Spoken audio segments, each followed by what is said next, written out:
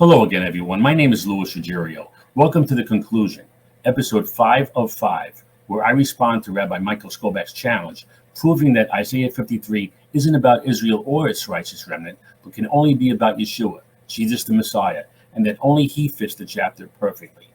Now, in episode 4, I showed the rabbi that Jesus fits Isaiah 52:13. I began there because that's where the suffering servant narrative actually begins, and I went all the way through to Isaiah 53, verse 6. So for you newcomers, you might want to consider looking at the previous episodes, and if you find the content informative, just click on the subscribe at the bottom of the screen, and you'll be notified when the next teaching is available. Just so you know, the next teaching will be addressing Rabbi Tovia Singer's argument against the virgin birth. For now, let's remind everyone about what Rabbi Michael Skobac said a number of years ago during his counter-missionary lecture. This is what he said. Problem number 7, I call the Cinderella effect, or what Johnny Cochran said in his famous trial when he was defending O.J. Simpson, if the glove doesn't fit, you have to acquit. That the problem is that the Christians insisting that this chapter in Isaiah is speaking about Jesus. That's what they insist. And the problem is that if that were the case, whatever Isaiah says about the servant would have to line up with what the New Testament says about Jesus. Right? We say in Yiddish, they have to stim. They have to fit together. And we're going to see, and we don't have time to do this tonight, we just don't have time, is that if we read Isaiah, we'll see that on many different accounts, it doesn't fit with what the Christian Bible says about Jesus. Now let's begin with Isaiah 53, verse 7. This is what it says. I'll be reading from the New Jewish Publication Society version throughout. He was maltreated, yet he was submissive. He did not open his mouth. Like a sheep being led to slaughter, like a ewe dumb before those who shear her, he did not open his mouth. Now, counter-missionaries and many rabbis may argue that Jesus can't be the suffering servant of Isaiah 53, especially verse 7, since he complained when he was on the cross. He said, my God, why hast thou forsaken me? But that's not the context of Isaiah 53, verse 7. Let's take a look. Isaiah 53, verse 7 says the servant did not open his mouth, but it's not talking about him being on the cross. It talks about him not opening his mouth when he was being accused. This is what it says in Luke chapter 23, verses 8 and 9. And when Herod saw Jesus, he was exceeding glad, for he was desirous to see him of a long season, because he had heard many things of him, and he hoped to have seen some miracle done by him. Then he questioned with him in many words, but he answered him nothing. Also, in Mark chapter 15, verses 3 and 5, this is what it says. And the chief priests accused him, that's Jesus, of many things, but he answered nothing. He did not open his mouth. And Pilate asked him again, saying, answerest thou nothing?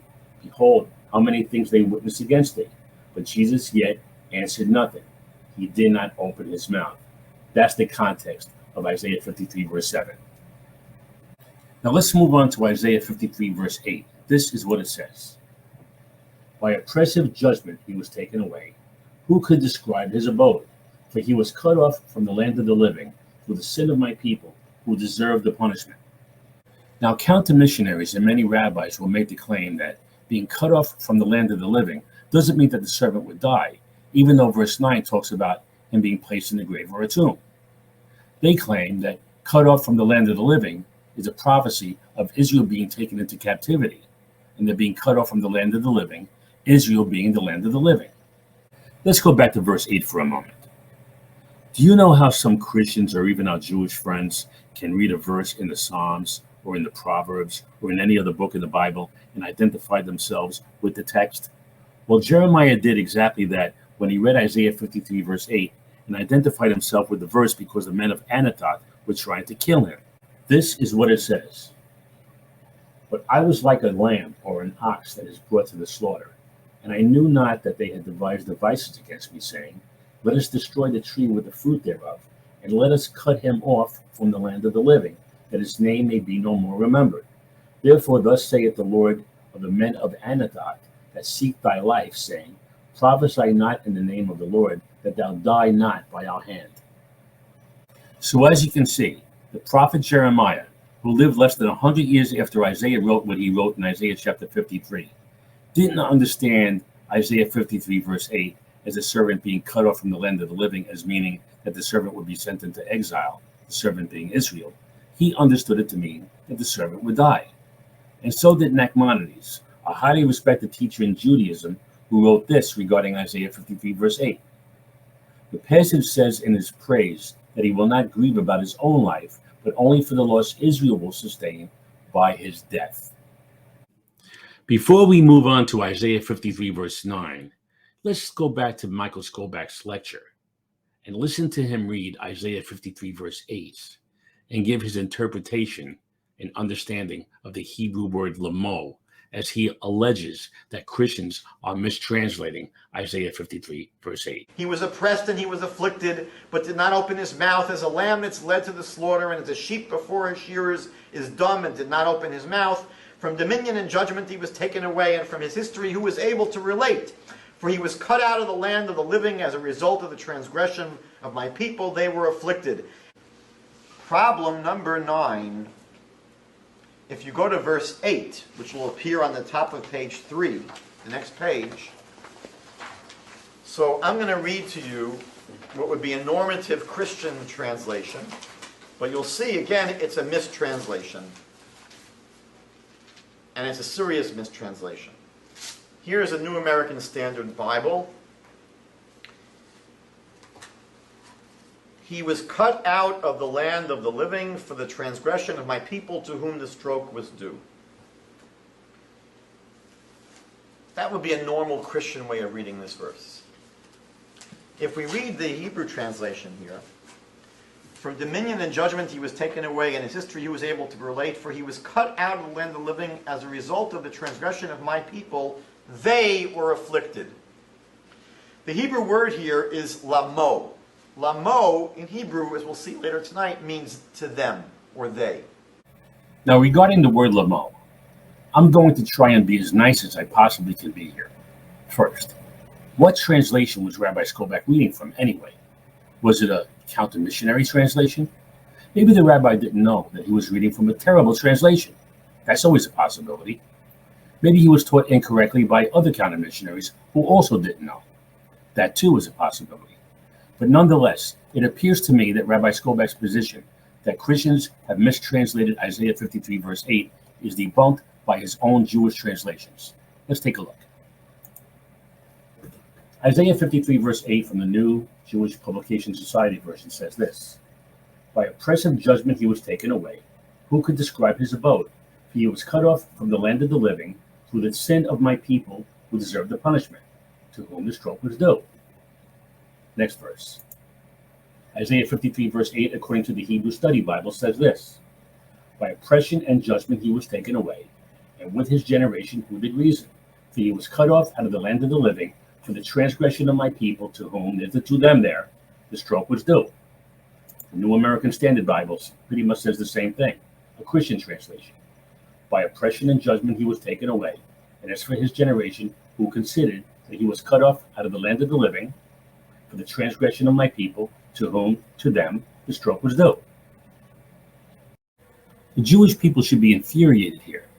They're being hoodwinked. They've entrusted rabbis to tell them the truth, and the lies have been exposed not by Christian translations, but by Jewish translations.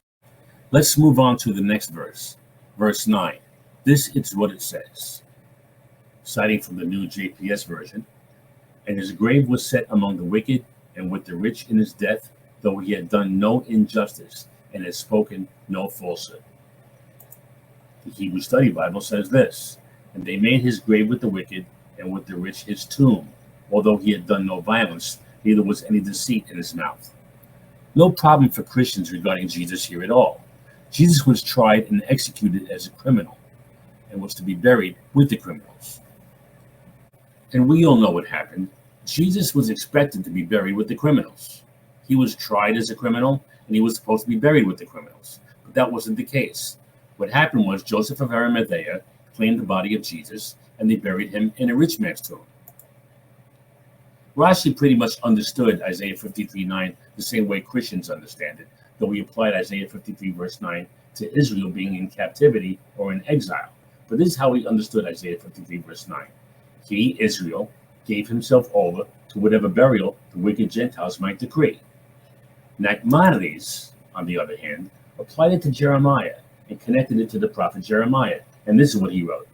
The prophet says, he will think in his heart that his grave will be with the wicked among the Gentiles. For he will say, they will assuredly kill me, and in this place will be my tomb. This does not refer to the grave in which he was actually buried, but only the grave in which he expected to be buried. Again, no problem there. Now let's move on to Isaiah 53, verse 10. This is what it says.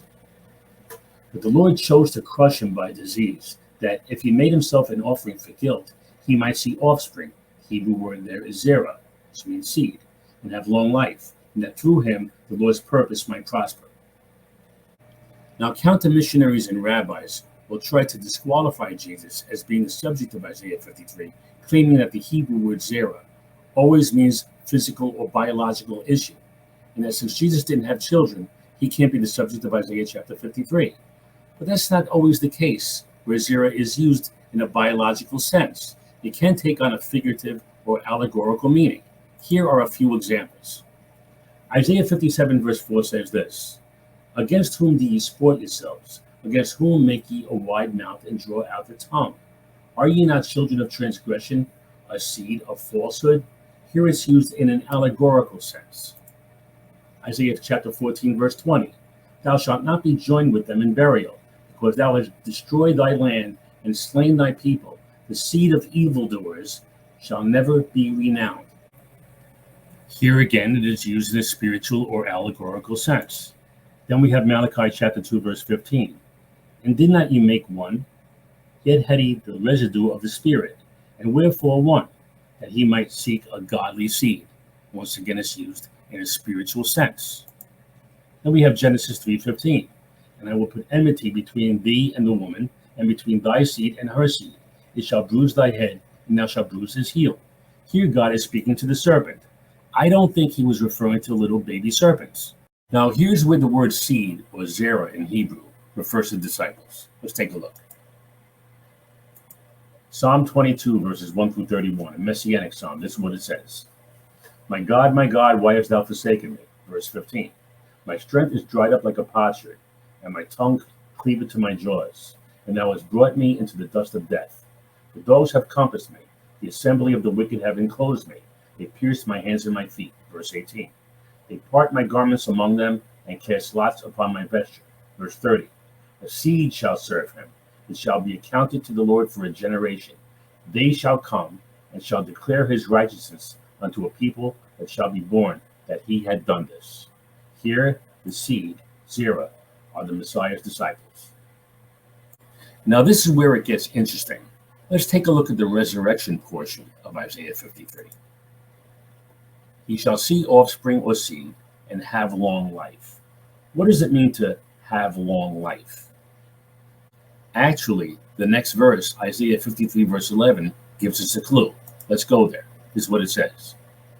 Out of his anguish he shall see it. What's the it that he shall see? Well, when you take a look at the Dead Sea Scrolls, it says this. Out of the suffering of his soul, he will see light. What does it mean to see light? To get an understanding of what it means to see light, let's take a look and see what Rabbi Don Isaac Abarbanel wrote around the 15th century, a highly respected teacher in Judaism, as he applied Isaiah 53 verse 11 to King Josiah. Having now finished his account of Israel's complaint and their murmurings against the Lord for the slaying of Josiah, Isaiah proceeds to give the words of the Almighty's reply. For the travail of his soul, which resulted in his death, this will be his reward. He shall see and be satisfied, i.e., shall see the light of life, as he quotes Psalm 56:14, which is verse 13 in Christian Bibles, and be satisfied with the satiety of joys, quoting Psalm 16 verse 11. The entire phrase being an allusion to the soul's spiritual reward in the future world, as he proceeds at once to describe. Spiritual reward in the future world means resurrection. Now, Abarbanel wasn't being overly creative here. He went to Scripture. He went to Psalm 56, verses 13 through 14, verses 12 and 13 in Christian Bibles for a reason. This is what it says, a Psalm of David. Thy vows are upon me, O God. I will render thank offerings unto thee, for thou hast delivered my soul from death. Hast thou not delivered my feet from stumbling, that I may walk before God in the light of the living? David was referring to his resurrection. Reading the Psalms of David also give us a good understanding of what it means to see light. Let's take a look. Psalm 36, verse 10, verse 9 in Christian Bibles. This is what David wrote. For with thee is the fountain of life. In thy light do we see light. It means resurrection. Psalm 49, verses 8 and 9, and then verse 16 says this. No man can by any means redeem his brother, nor give to God a ransom for him. For too costly is the redemption of their soul. But God will redeem my soul from the power of the netherworld, for he shall receive me. Selah. Moving on to verse 17 through 21, this is what it says. Be not thou afraid when one waxeth rich, when the wealth of his house is increased. For when he dieth, he shall carry nothing away. His wealth shall not descend after him. Though while he lived, he blessed his soul. Men will praise thee when thou shalt do well to thyself. It shall go to the generation of his fathers. They shall never see the light. Man that is in honor understandeth not. He is like the beasts that perish. Clearly seeing light means resurrection. Let's go back to verse 11. This is what it says.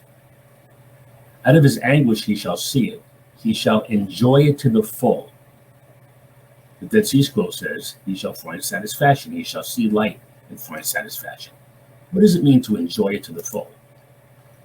Barbanel wrote that being satisfied means to be satisfied with a satiety of joys. And what could be more satisfying? It means to be overwhelmed with satisfaction. What could be more satisfying than to find out that one has been resurrected? Now notice here that Barbanel cites Psalm 16, verse 11. So let's go there. This is what David wrote. For thou wilt not abandon my soul to the netherworld, neither wilt thou suffer thy godly one to see the pit. Thou makest me to know the path of life. In thy presence is fullness of joy. In thy right hand, bliss forevermore. Once again, David is referring to his resurrection. Here's one final example about what David meant about being satisfied. Psalm 17, verse 15, the Psalm of David. This is what it says. As for me, I shall behold thy face in righteousness. I shall be satisfied when I awake with thy likeness. David wasn't talking about being satisfied after getting a good night's sleep. He was speaking about his death and his resurrection. So Isaiah 53 prophesies the Messiah's death in verse 8, his burial in verse 9, and his resurrection in verse 11. He shall see light and find satisfaction. But Isaiah 53 isn't the only place that prophesies the Messiah's resurrection. Let's take a look at the Targum of Psalm chapter 21. This is what it says. O Lord, in your strength the anointed king reigns, and in your deliverance how greatly he rejoices. You have given him the desire of his soul, and have not withheld the expression of his lips. For you meet him with goodly blessings. You set a crown of pure gold upon his head. That's clearly about the Messiah. He asked of you everlasting life. You gave it him length of days forever and ever. His honor is great through your deliverance. Glory and splendor you bestow upon him. Clearly referring to the Messiah's resurrection. Now, as previously mentioned in episode 2, Rashi clearly understood this. This is what he wrote regarding Psalm 21, verse 2. May the king rejoice with your strength. Our rabbis interpret it as referring to the king Messiah, but the matter may correctly be interpreted as referring to David himself in order to refute the sectarians, that's the Christians, who became bold because of it. I wonder if Rabbi Michael Skobac goes by the Targum interpretation of Psalm 21, 2 through 6, or by what Rashi wrote regarding Psalm 21. Maybe somebody could ask him that question. A few more points to make, but first, a word from Dr. Michael Brown. The sufferings of the righteous remnant among those nations did not lead to healing for the nations, but judgment on those nations. There's only one who died in our place.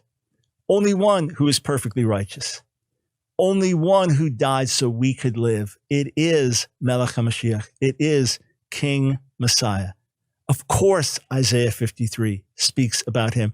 And of course, there's nothing in the larger context that tells you anything differently. Start reading Isaiah chapter 40 right up through chapter 54 or 55. Read it through. Keep reading it, looking at it. Ask God for insight, and you will see all the more. It speaks of one and can only speak of one, Jesus, Yeshua, the Messiah. You know, when I came to faith in Jesus, Yeshua, I was just 16 years old. I knew very little Hebrew, very little of the Bible. Immediately, my dad asked me to talk to the local rabbi, who was a brilliant man. He introduced me to other rabbis. Before you know it, I'm talking to ultra-Orthodox rabbis that have been studying Hebrew all their lives, and I barely even know the alphabet. And they threw so many questions at me. I was determined, I just need to know the truth. As a Jew, I want to be obedient to God and honor God. If I'm wrong about this faith in Jesus thing, then I'll abandon it. And if I'm right, I don't care if the Jewish community rejects me. I have to be obedient to God as a Jew, as a son. But the more I studied, the more I dug, even get a PhD in Near Eastern languages and literatures at New York University, and spent hundreds, probably thousands of hours interacting with counter-missionaries and rabbis and other religious Jews and Jews who didn't believe. The more I studied, the clearer it was Jesus, Yeshua, is the Messiah of Israel and the Savior of the world. And what I wanted to do was be in a position to help you in your questions, your studies, your wondering. So we put together 5 volumes. I worked on these for years. 5 volumes, each of them tackling different areas. Volume 1 of Answering Jewish Objections to Jesus deals with general and historical objections. Volume 2, Theological Objections. Volume 3, Messianic Prophecy Objections. Volume 4, Objections based on the New Testament. Volume 5, Objections based on Rabbinic Tradition. You'll find comprehensive answers to so many questions that have come your way. And the more you study, the more you'll see Jesus, Yeshua, is the Messiah of Israel. When it comes to answering Jewish objections to Jesus, Dr. Michael Brown is probably in a class by himself. You could find his books and other resource material at his website, www.askdrbrown.org. That's www.askdrbrown.org. Now, here's a final point or two to make. I believe that the Pharisees and chief priests were concerned about Jesus' resurrection. I believe they had an idea that the Messiah would be resurrected. Let's take a look at Matthew chapter 27, verses 59 through 61. This is what it says. And when Joseph, that's Joseph of Arimathea, had taken the body of Jesus, he wrapped it in a clean linen cloth and laid it in his own new tomb, which he had hewn out in the rock. And he rolled a great stone to the door of the sepulchre and departed. And there was Mary Magdalene and the other Mary sitting over against the sepulchre. Now the next day, that followed the day of the preparation, the chief priests and the Pharisees came together unto Pilate, saying, Sir, we remember that deceiver said, while he was yet alive, after 3 days I will rise again. Command therefore that the sepulchre be made sure until the 3rd day, lest his disciples come by night and steal him away, and say unto the people, He is risen from the dead, so the last error shall be worse than the first. Now, admittedly, this is just a little conjecture on my part. I believe that the Pharisees and the chief priests understood their scriptures. They understood that the Messiah was going to be resurrected, and they were concerned whether they had made a mistake. But here's the good news. This is what Matthew chapter 28, verses 5 and 7 says. And the angel answered and said unto the women, Fear not ye, for I know that ye seek Jesus, which was crucified. He is not here, for he is risen. And he said, Come, see the place where the Lord lay, and go quickly and tell his disciples that he is risen from the dead, and behold, he goeth before you into Galilee. There shall ye see him. Lo, I have told you. So that's the good news. He is risen in fulfillment of Isaiah chapter 53. Now let's move on to verse 12. This is what it says. Assuredly, I will give him the many as his portion. He shall receive the multitude as his spoil. For he purposed himself to death, and was numbered among the sinners, whereas he bore the guilt of the many, and made intercession for sinners. This is what it says in Mark chapter 15, verses 27 through 28, showing that Jesus was numbered with the sinners. And with him they crucified 2 thieves, the one on his right hand and the other on his left. And the scripture was fulfilled, which saith, and he was numbered with the transgressors. Finally, Luke chapter 23, verse 34 shows that he made intercession for sinners. This is what it says. Then said Jesus, Father, forgive them, for they know not what they do. And they parted his raiment and cast lots, in fulfillment of Psalm chapter 22, verse 18. So as you can see, Isaiah 53, verse 7 to Isaiah 53, verse 12 is all about Yeshua the Messiah. In closing, I want to remind everyone about what Rabbi Skobac said in his counter-missionary lecture a number of years back. This is what he said.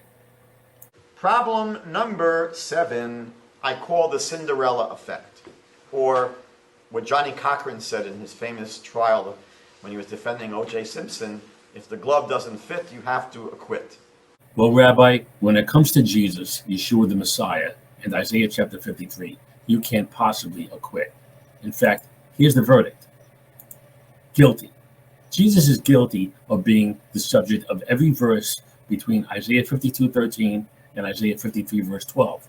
Unless, of course, you're reading from bad translations, which is exactly what you did during your counter-missionary class a number of years back.